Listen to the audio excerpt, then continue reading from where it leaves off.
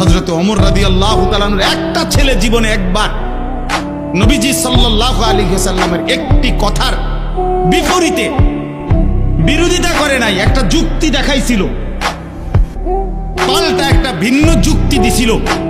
হযরত ওমর রাদিয়াল্লাহু তাআলা আনহু মৃত্যু পর্যন্ত ওই সন্তানের সাথে আর কথা বলেন,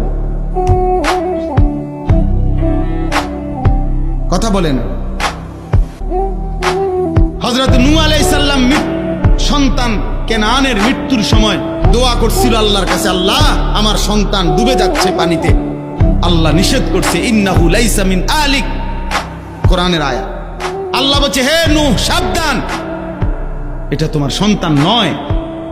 ইন্নাহু আমালুন গায়রু সালেহ, এটা বেআমল, গায়রু সালেহ, এর সমস্ত কর্ম অসৎ কর্ম, এ নাফরমান, এ আল্লাহকে সেজদা দেয় নাই, মালিকের গোলামি করে নাই, এটা তোমার সন্তান হইতে পারে না। এজন্য ছেলে তোমাদেরকে বলি বাবা,